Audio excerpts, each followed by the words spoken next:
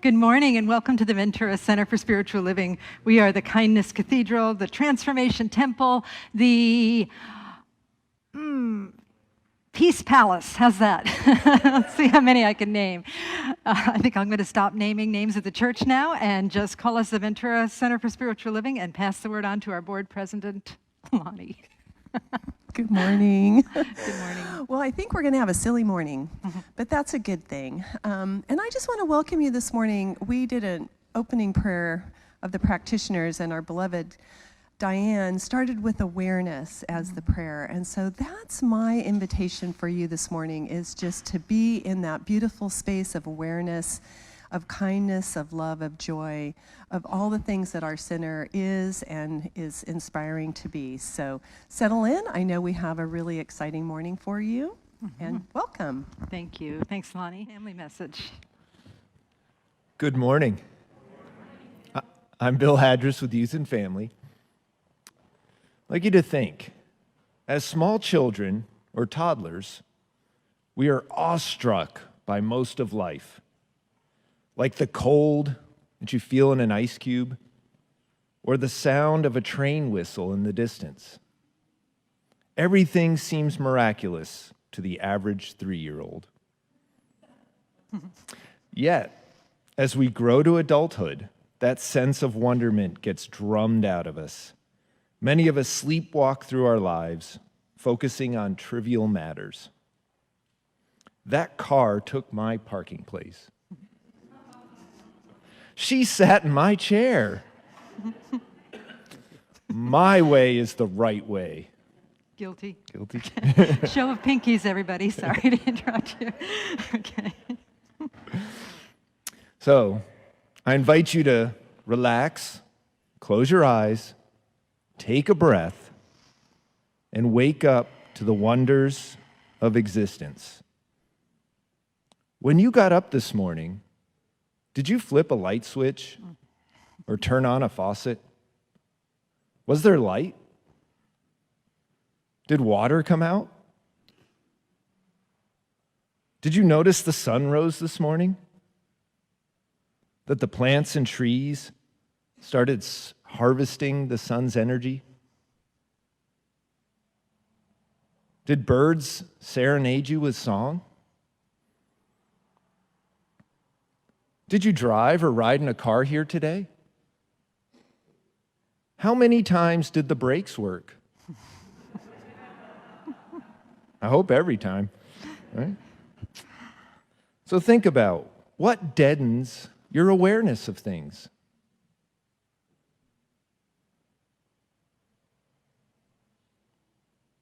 What heightens your awareness? Can you see the magic in what you do? So I invite you to repeat after me. My consciousness of life creates my reality. My consciousness of life creates my reality. And so it is.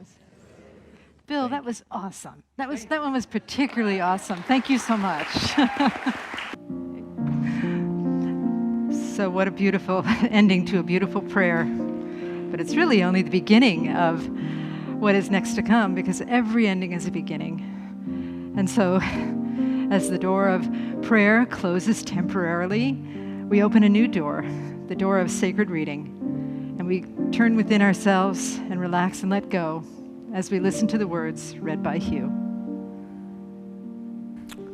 The Poisoned Tree by Jack Cornfield. On first discovering a poison tree, some people see only its danger. Their immediate reaction is, let's cut this down before someone gets hurt. This resembles our initial response to the difficulties that arise in our lives when we encounter aggression, depression, or sorrow in others or in ourselves. our initial response is to avoid them, saying, "These poisons afflict us. Let us uproot them. Let us be rid of them. Let us cut them down." Other people who have journeyed further along the spiritual path discover this poison tree and do not meet it with aversion. They have realized that to open to life requires a deep and heartfelt compassion for all that is around us. Knowing the poison tree is somehow a part of us, they say, let us not cut it down. Instead, let's have compassion for the tree. So out of kindness, they build a fence around the tree so that others may not be poisoned, and the tree may also have its life. This second approach shows a profound shift of relationship from judgment and fear to compassion. A third type of person, who has traveled yet deeper in the spiritual life, sees this same tree. This person who has gained much vision looks and says, "Oh, a poison tree. Perfect. Just what I was looking for." This individual picks the poison fruit, investigates its properties, mixes with other ingredients, and uses the poison as a great medicine to heal the sick and transform the ills of the world. Through respect and understanding, this person sees in a way opposite to most people and finds value in the most difficult circumstances. In every aspect of life, the chance to turn the straw we find into gold is there in our hearts. All that is asked is our respectful attention, our willingness to learn from difficulty. Instead of fighting, when we see with the eyes of wisdom, difficulties can become our good fortune.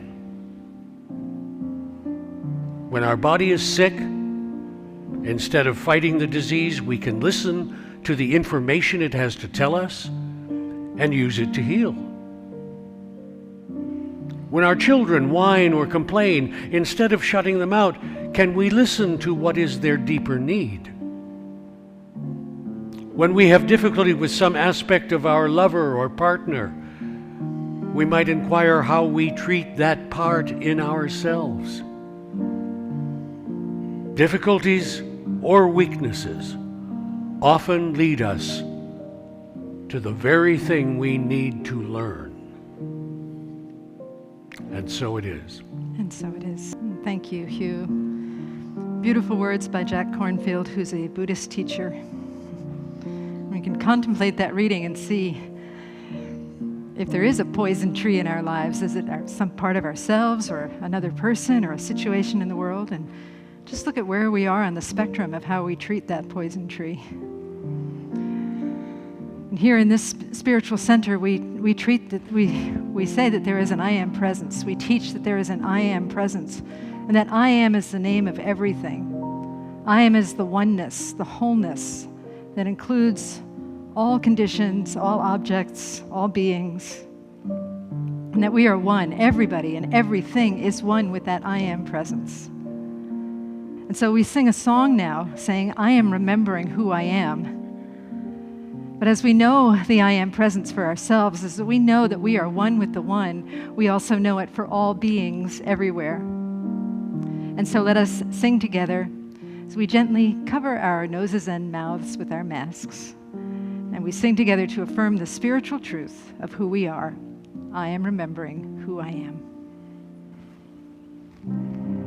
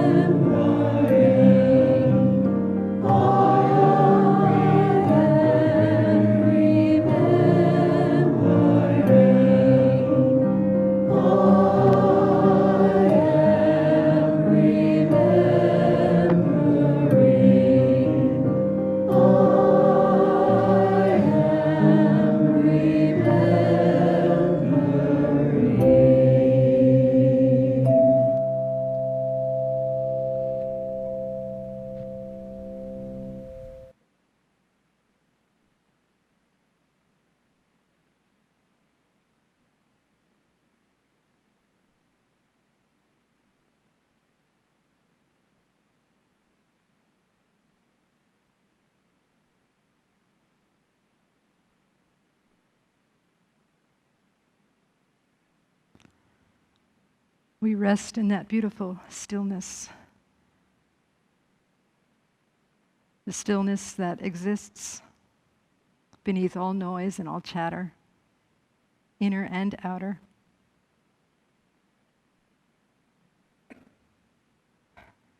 And then we breathe in deeply and exhale in remembrance, welcoming what is, as it is, and so it is.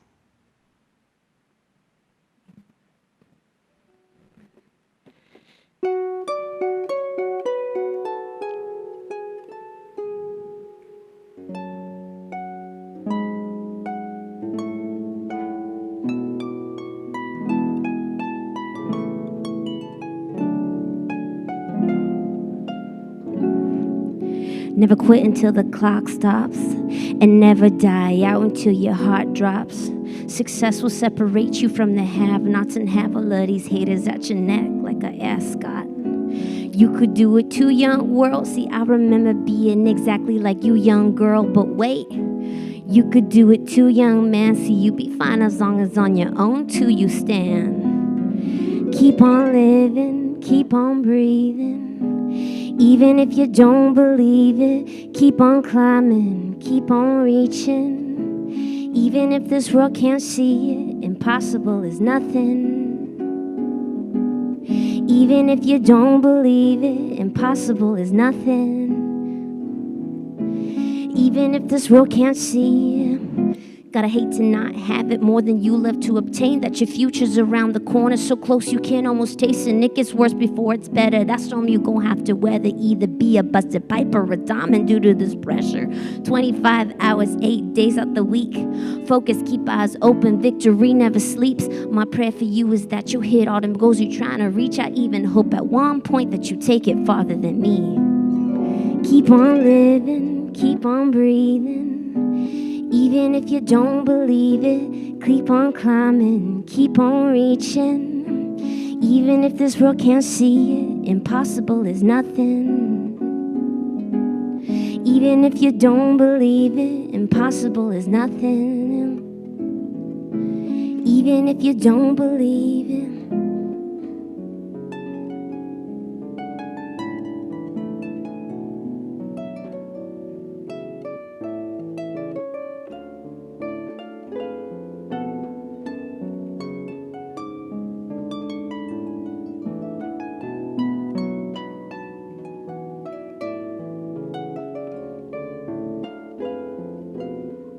I shall never let them see me sweat.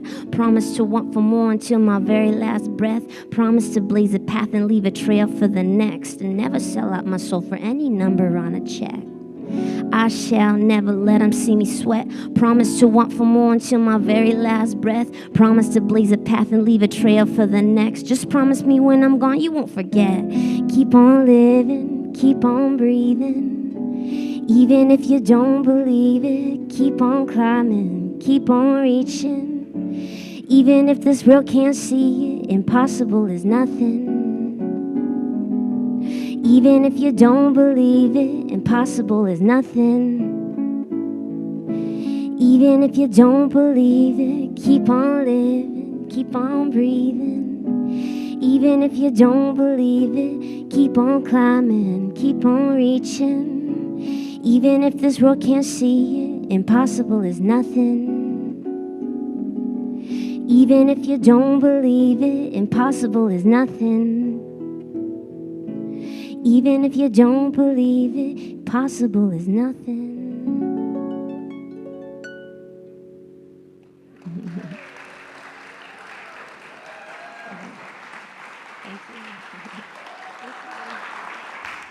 Impossible is nothing. Okay, so what I'm talking about today is say yes to the consciousness, okay? Anybody seen that show, Say Yes to the Dress? Do you know that show? Oh, no, that's the other wrong one. I have, you probably were in my office when I said I had the right one. Isn't this fun? Isn't church fun? I mean, oh, goodness, a church where you're allowed to be human. I like it. Okay, so anyway, my talk title is, to get all serious, Say Yes to the Consciousness, which is a takeoff on the TV show, Say Yes to the Dress. How many have you seen say yes to the dress?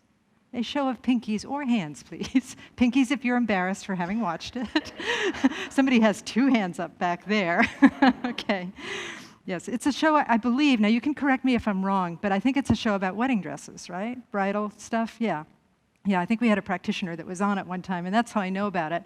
Also, recently I put on a practitioner's wedding dress because she brought it to the church and she wanted me to model it for her, and I married somebody in the flat choir up there. I don't think that the bride can actually do the wedding, just so you know. But yeah, I married Todd Waddington.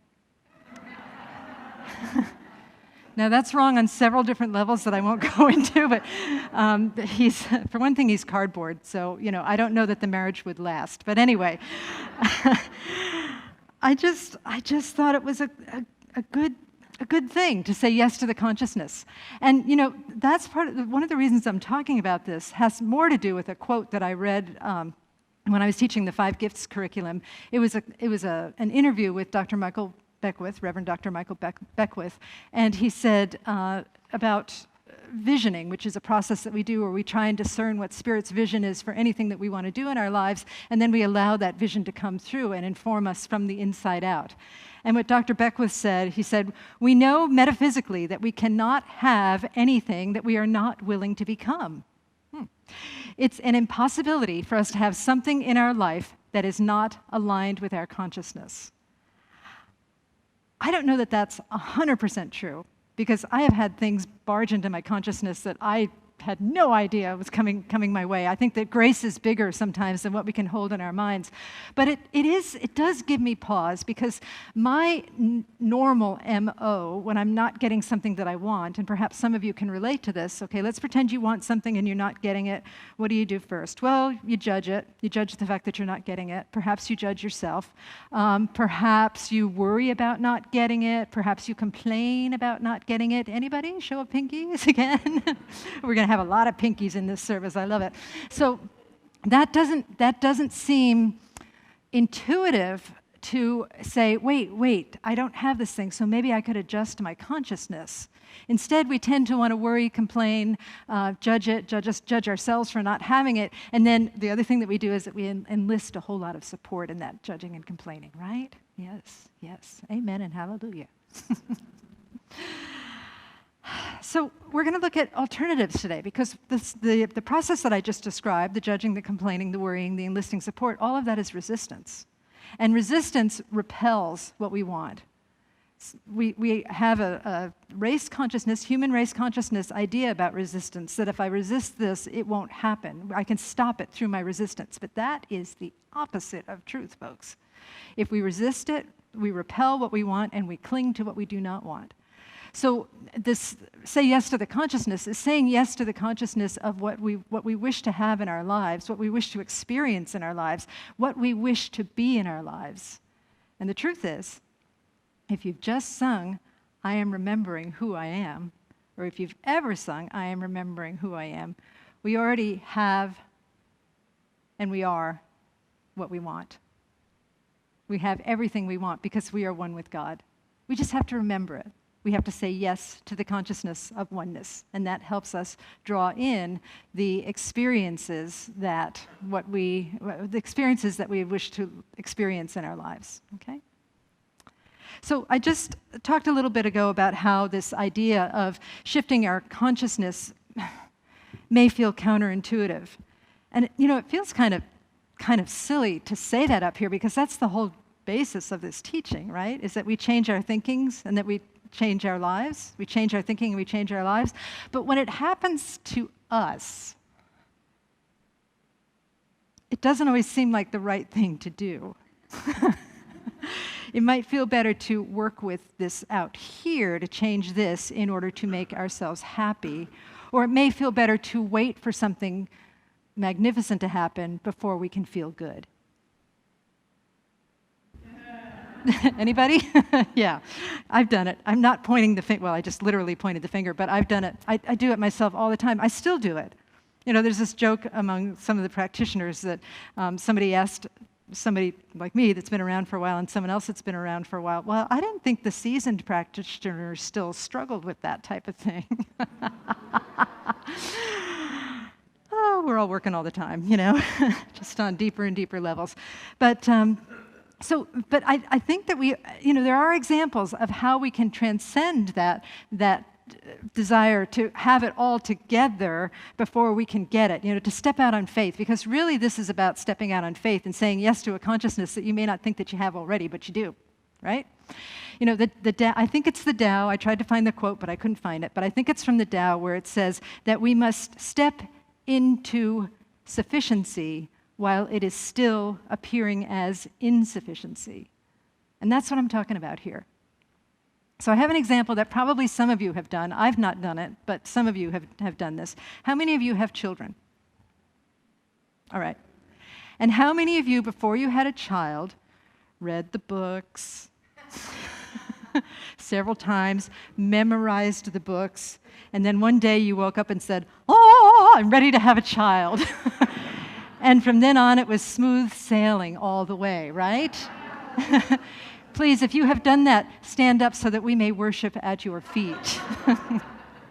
We'll put you up in that altar next to Gandhi and Jesus and Moses and all those people, Because life rarely happens that way. It rarely happens that way. And perhaps some of us weren't ready to have children or a puppy, let me not leave it, or any other animal, or some project that you wanted to do, but we just stepped out in faith anyway. And then the universe and the nature of existence took care of us one step at a time when we couldn't necessarily see the end point.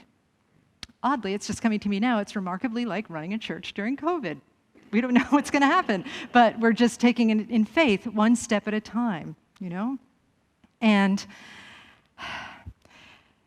it is that step in faith that actually qualifies us to do what we want to do. It is that shift in consciousness that qualifies us to have what we want. It is that step in faith that qualifies us to be who we truly are. There's this saying that God does not call the qualified, she qualifies the called. And that's what I'm talking about there. But it's also important to look at where we are resisting that holy urge to step out because we want proof that it's going to work down the line. If we're writing a book, if we want to be a singer or any type of other artist, if we've got a project, if we've got a plan, if we've got a new business that we want to start, if there's something great that we want to do, so often we're waiting for proof that it is going to be successful before we try it. I know as somebody that writes, God bless this weekly deadline that I have, because I would never write a word if I didn't have to get up here and speak. But there's always that thing of like, well, I'll write when I know I'm a good writer. What's wrong with that picture, right? Right? You do what you're called to do, and the act of doing it qualifies you. It qualifies you to be a good writer, and that's part of. But the step that you take when you sit down to write, or learn to sing, or learn to play an instrument, or work on some project, or take one step towards the fulfillment of your dreams, that requires that leap of faith, and that requires saying yes to the possibility that this could be who you really are. This could be really happening for you already. You just don't know it right now. But Spirit knows. Spirit knows. There's other examples when we do this, or how we do this thing of pausing and waiting for the world to validate us before we take the step. Last week I touched on this, the idea of stillness and peace. How many of us are waiting for the world to change before we can have peace? Either on a global level, right? Or on a personal level. Last week I talked about when your to-do list is finally fun, then you can have peace and rest. And we know the truth about to-do lists in this church, don't we? They have a little stinking mind of their own. Don't tell mine I said that, okay? So we step into peace before the work is done. We step into peace. We say yes to peace. We have faith in peace before the world is peaceful. We become the change of peace that we wish to see in the world. Another one was love. How many of us may be looking for love of a partner, a spouse, or looking for the love of a career or a job, and we're afraid that it's not out there, but when we get there, we will know love. Again, In order to start making the steps towards love, we have to say yes to love first. And that means embodying love and acting as if the truth of love for us is true. Acting as if the truth that we are lovable is true, or acting as if the truth that we are loving is true. There is no difference between loving and lovable. They're both the same thing. It's like how giving and receiving are the same thing. I think that God completely ignores whether it's coming from us or coming to us. So if you feel like not enough is coming to you, then start pushing it through you, pushing something through you, and then it'll start to cycle, and you'll start to be able to see the evidence of what you're doing. Bill beautifully described today that there is love all around us, and sometimes it looks like turning a faucet, and sometimes it looks like flipping a switch, and some loving hands created all of that stuff that is for us, okay? There's also the idea that some of us do is that so many people, and I don't know whether it was always this case, but it seems to be really prevalent right now with a lot of the stuff that's going on in the media and in the world and in social media. And, you know, I've been to get my mind off of God, which I need to do, actually, from time to time. I've been listening to these stories about pop culture and, like, the way the paparazzi treats celebrities and how everybody is so eager to jump on what's wrong with people. It's just amazing to me. I see it through that lens. I'm not sure that everybody does, but it seems that like we're the same way. We are a mini paparazzi. There's a little mini paparazzi in our heads that is so eager to take pictures of us and memorize them doing bad stuff or stuff that it seems against what we really want in our lives, that are things that we would call our flaws and our imperfections, and that then we print news articles about it in our minds, and we run this story. We run this story about how imperfect we are and how flawed we are and how unworthy we are, right? And so what does it take to step into the belief, the proof that we are worthy? To find the proof that we are worthy, we prove that we are worthy. We say yes to our worthiness. We let go of the inner paparazzi. We release it. That's just resistance to worthiness, and we start acting as if we are that person who is worthy. That person who is worthy of love, that person who is worthy of rest, that purpose who is worthy of abundance. We step into worthiness while it is still unworthiness. And you know that all of these things, all of these opposites, worthiness, unworthiness, imperfection and perfection, impossible and possible, sufficiency and insufficiency. You know, if we really look at the words, like take the word imperfection, you know, if we just put a little space between im and perfection, it's much more like I'm perfection. Same thing with impossible. If we just put a little space between im and possible, it's I'm possible. And insufficiency is even better. Oh my gosh, insufficiency, just put a little space between in and sufficiency, and it's like insufficiency.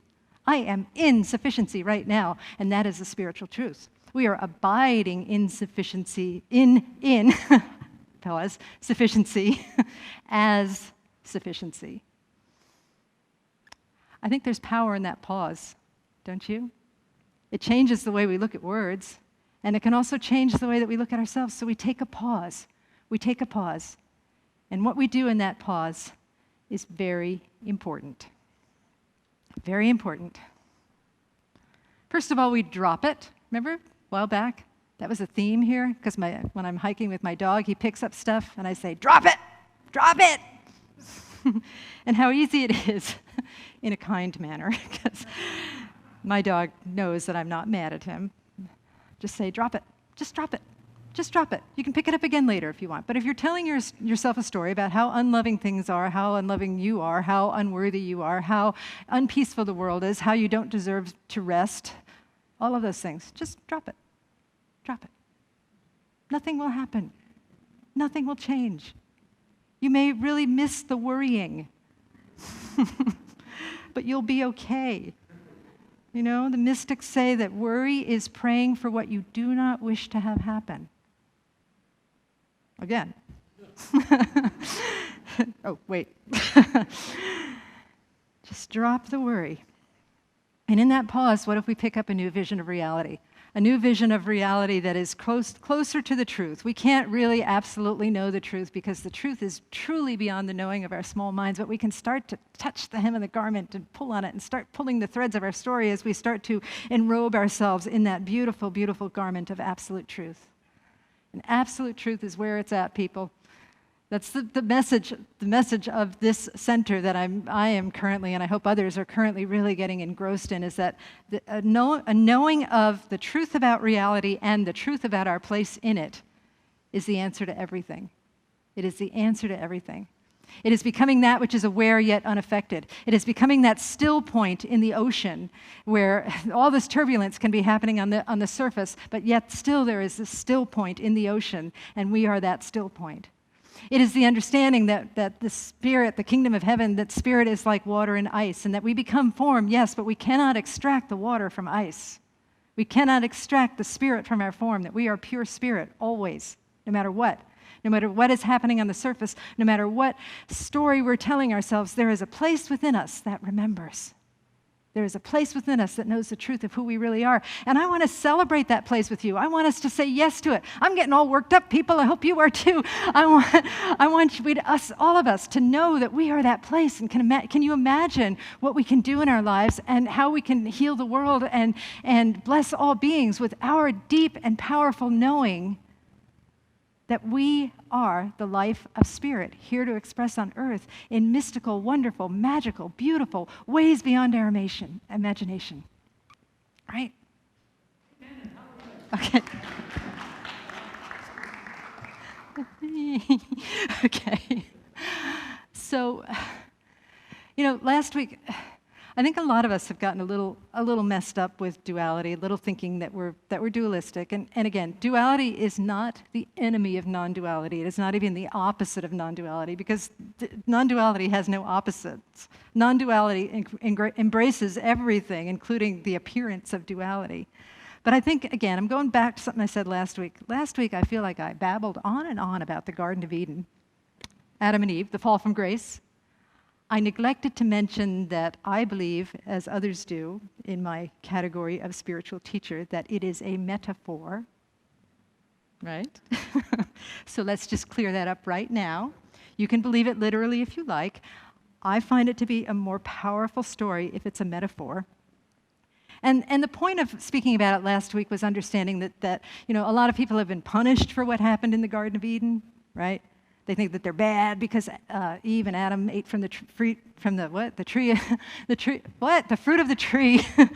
can't even say it. Knowledge of good and evil. They think that they're bad because of that. Somebody like me, I'm bad because, what does the Bible say it was? How many years ago? Literally, in a literal translation, thousands of years ago, 2 people ate and got cast out of the kingdom. Makes a lot of sense. Sorry. I really try not to diss other religions here, but sometimes I can't help myself. Don't tell anybody, okay? Don't tell anybody. Don't tell anybody, okay? Okay.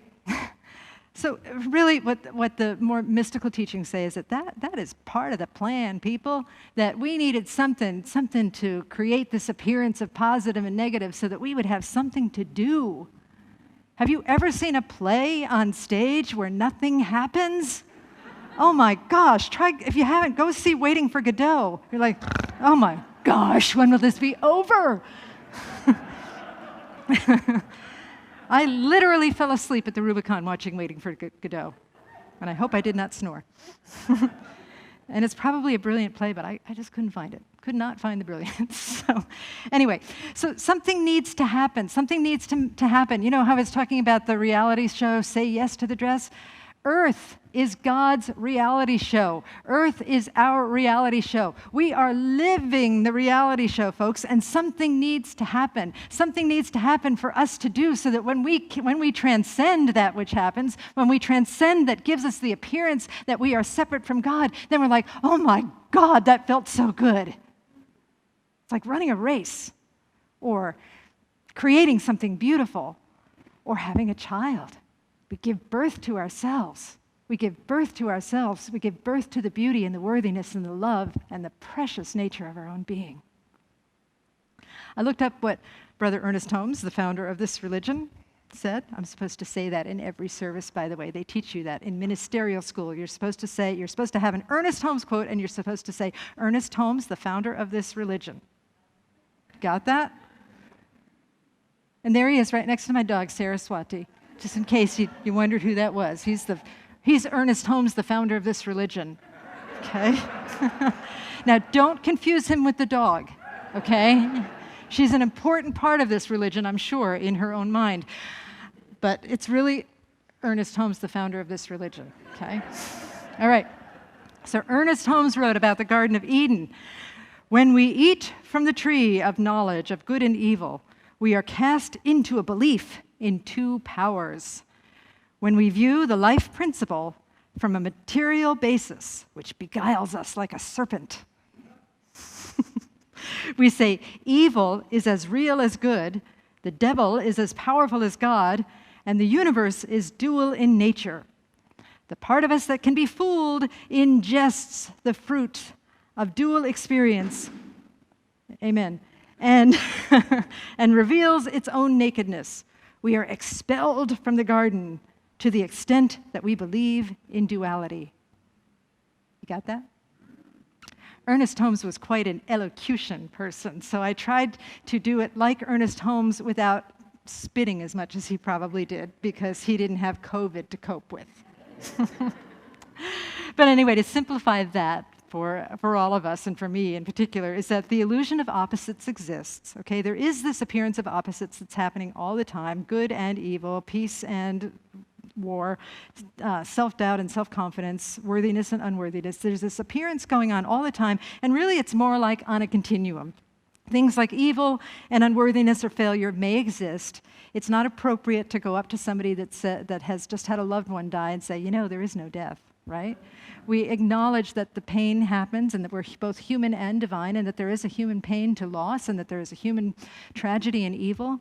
But in a spiritual sense, everything is conspiring for good. And how that helps us is that it allows us to step back in that pause, right, between I'm and possible, between sufficient and in. We step in sufficiency. We step into that pause, and we do our best to inspire, to say yes to the conspiracy for good. We breathe it in, we love it, and we live it. And we ask ourselves, how much will we empower the appearance of the opposite of good?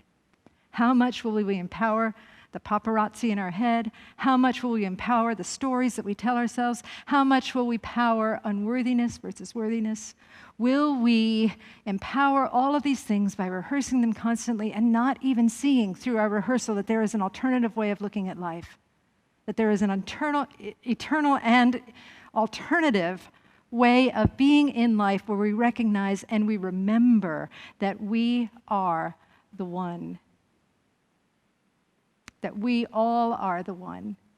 And that the one is whole and perfect, meaning inclusive of everything. And that the one is complete, even when it seems incomplete. And that the one, yes, there is uncertainty in the one, but the one itself does not know uncertainty. The one is that perfection that lies stretched in smiling repose, accepting and embracing everything. And we have that capacity within us. We just get to surrender to it and use it. And we use it as we allow it to use us. So, how do we embody, how do we allow this power and this presence of all good to use us, to fill us, to allow us to be?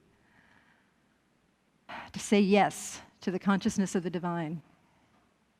Well, there's a couple of things. I think moving out of the perception of non-duality is really helpful. That's why I keep talking about it. Moving out of the perception of duality, rather. Moving out of the perception of giving our power to something that is empowered only through our willingness to give our power away.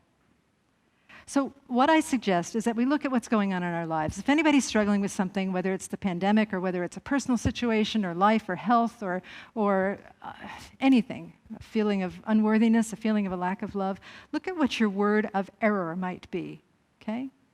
A word of error is something that we teach in this teaching, that there are many words of error, words of that amplify the negative pole of a misperception of dualism. So it could be things like lack or rejection or unworthiness or hatred or self-doubt. Big one is fear. Most of those things stem from fear and ignorance of our true nature. Just look at your word of error, whatever that might be. You can do it now. You don't have to shout it out. Just see what your word of error might be. Where are you getting caught in some type of dualistic perception? And just look at your word of error. And then think about Jessica's song. Jessica's song where she's saying, impossible is nothing. What if we were to say, worry is nothing, complaining is nothing, unworthiness is nothing, unlovability is nothing, fear is nothing, doubt is nothing?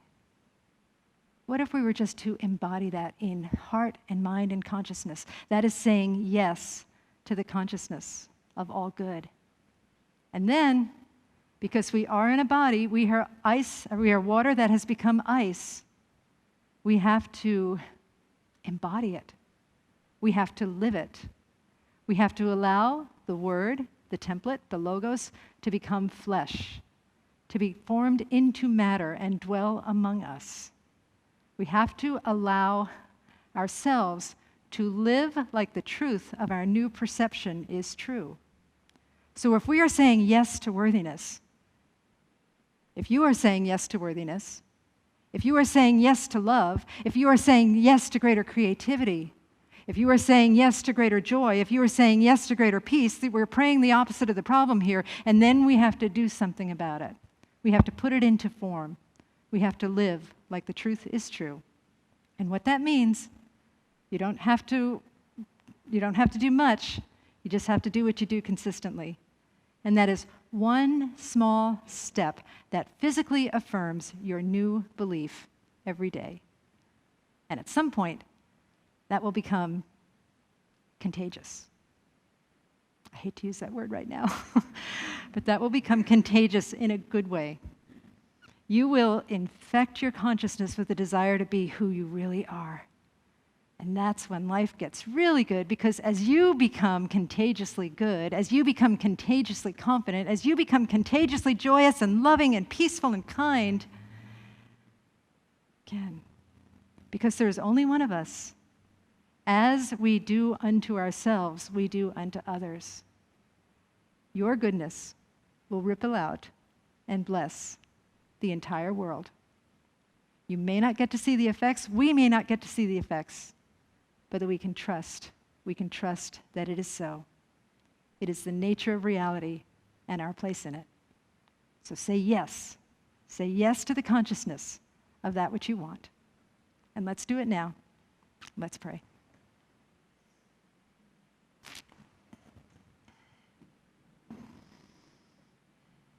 And so we turn within to just glorify in this beautiful community that has come together, knowing that there is such a giving and exchange here, an exchange of ideas that are fueled by listening ears and open hearts, knowing that everything that happens in this spiritual center, in this hour that we spend together, that it blesses us and it lifts us up because God is here. God is here right now. And so we turn to the awareness of that presence, of that wholeness, of that holiness that fills every aspect of being, that is so much more than we can imagine, that mere words are only a pointer, but we just recognize that there is something greater than the small self, something greater than the petty problems of the world, something greater that holds all of our concerns and does its best to love them into greater and greater expression. Greater and greater expression, which is deeper expression. We embody that wholeness of spirit. We embody that love of spirit, that worthiness of spirit, and trust it and say yes to it, knowing that spirit is the nature of reality and our place in it is to embody it. And as we embody it, we start to reveal that which is seeking deeper expression in our lives, whether it's greater creativity, greater art, greater love, greater kindness, greater joy, greater peace of mind, greater wholeness, greater health, greater well-being, greater goodness, greater kindness, whatever it is. We begin to realize it in consciousness. We begin to open ourselves up to know it in our minds, and that trickles down into our hearts, and then it pours itself through our bodies so that we are innately moved to be the change that we wish to see in the world, to know that we are glorious, and to know that our actions have ripples that bless all beings everywhere. And so I'm just so grateful for the spiritual truth, and so grateful for the opportunity to share in this journey with every single person here that we are all sharing together. What a privilege it is to be together this morning. And so grateful for the life that is love, that is God, that is spirit, that goes by many names, but it is the energy that infuses all of us. It infuses all religions as well, all spiritual paths, all different paths on this crazy mosaic that we call planet Earth. We bless all paths to God, whether they're temples, mosques, ashrams, synagogues. We bless fundamentalists and atheists and agnostics. We bless everybody, all beings, all animals, all nature, the whole universe. And so in this state of blessedness, we just are grateful. We're so grateful for the power and the presence of love that has created everything and that continues to create through us. And with a heart filled with gratitude, we say, thank you, Spirit, thank you, God. We release these words into the divine mystery, and together we say, and so it is. Thank you. Namaste.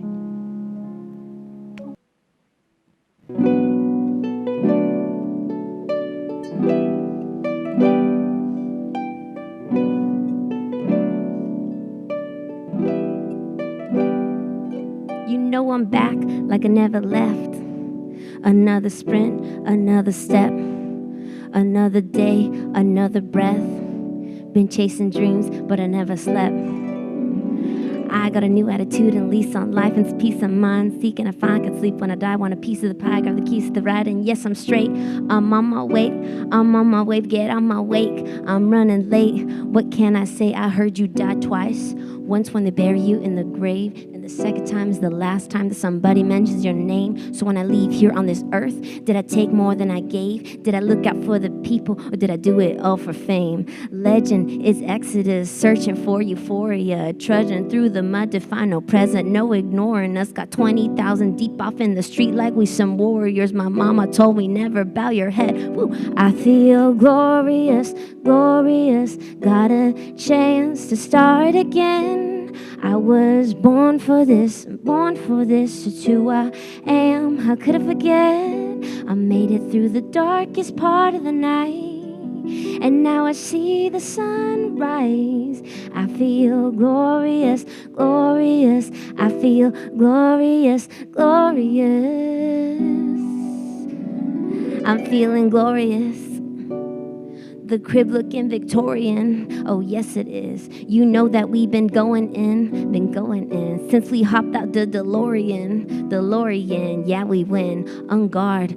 Things are just things, they don't make you who you are. Can't pack up a U-Haul and take it with you when you're gone. We posted on the porch, my family's glasses to the stars. My grandma smiling down on me like, woo, that girl got bars. Okay, yes I do. I said amen and hallelujah, let me testify to another morning, a morning. Don't let self get in my way. I got my breath, I got my faith, and I remember why I came.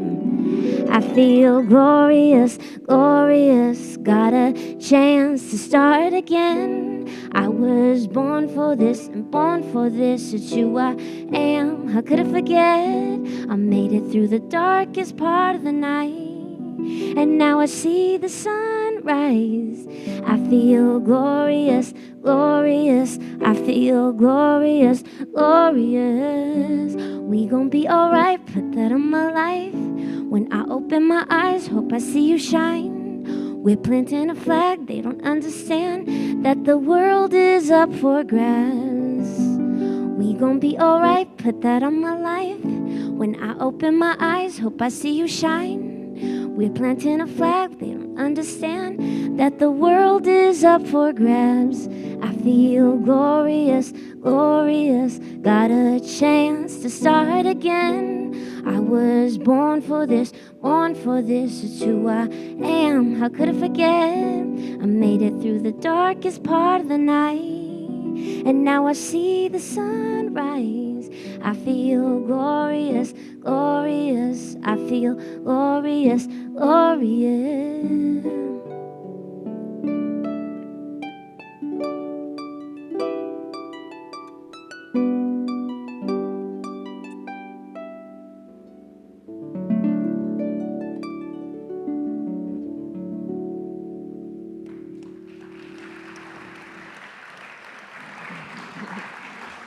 Thanks so much, everybody, for being here. Just a few quick announcements. Let's see.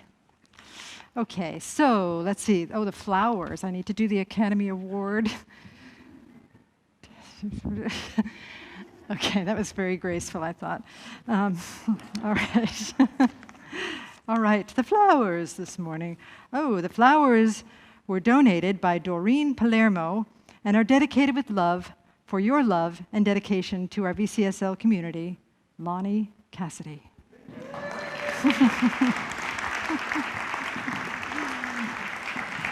All right. Okay. So I've got a new class coming up that I'm teaching. It's called Embracing Mystical Non-Duality. It's to help us cultivate a deeper understanding of all this stuff that I've been talking about on Sundays, about how we are really one with everything. It's based on a book by Cynthia Bourgeault. There's an online option, a Zoom option, rather, and that's on Friday mornings. And then there's an in-person option that is Thursday evenings. All the details on our website. Check it out. Okay, third Wednesday of the month, we're having meditative storytelling meditation, which sounds really fun. And that is being facilitated by Mary O'Kerrigan, our SCP. She's a practitioner. That's this Wednesday. Details and Zoom information is online on our website.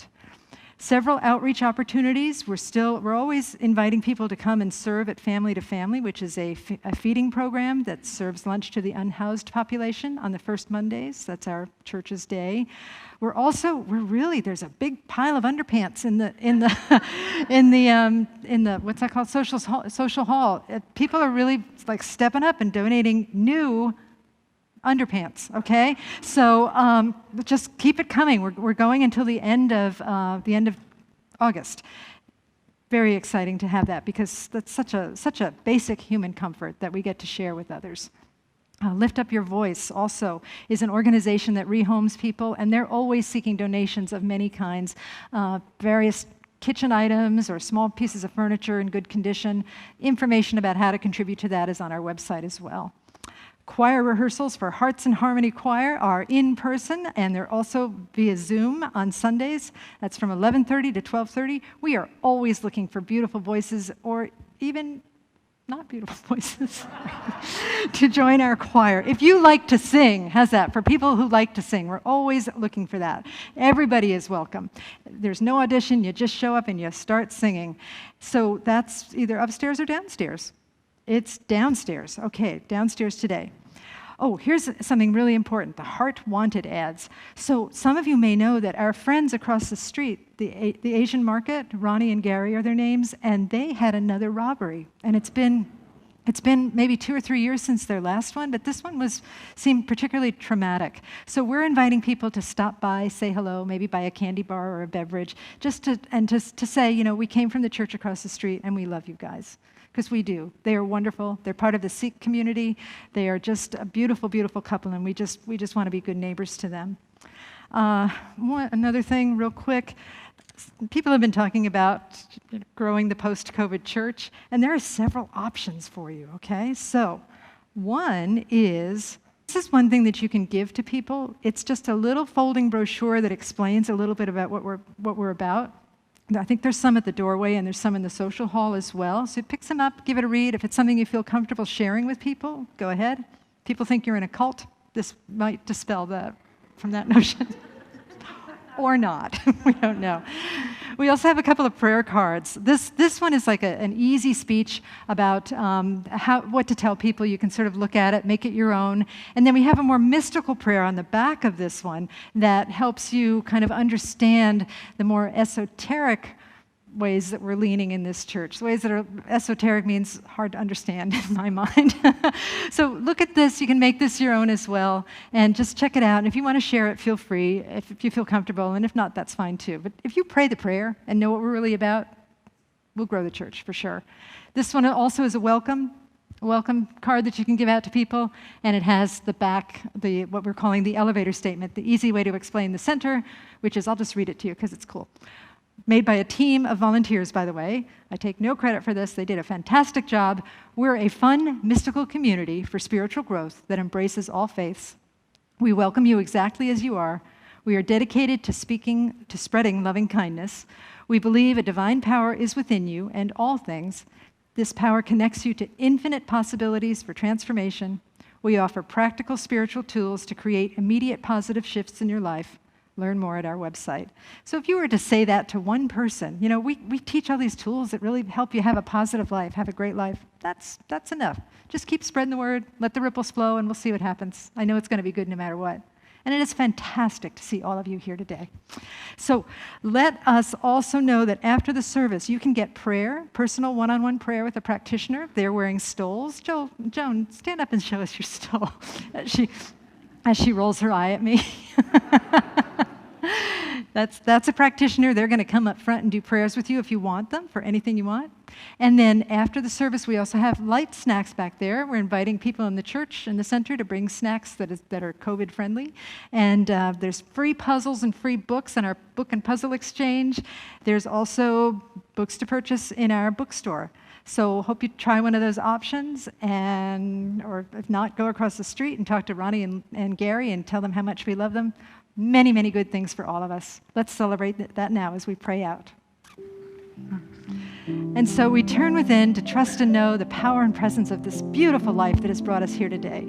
It is good and very good, and we have said yes to it. We say yes to what is coming beyond this service, whether it's personal transformation or global transformation. We just allow ourselves to be that space that says yes to the greatest good for all. And how beautiful it is to celebrate that and to trust it and to know it and to have a community that supports that in one another. And so in a big spirit of yes, I just give thanks for this time together. I say yes to this time together. I say yes to all of the good that we are creating together. And then in the joy of that yes, I release these words into the divine mystery. And together we say, and so it is. Namaste.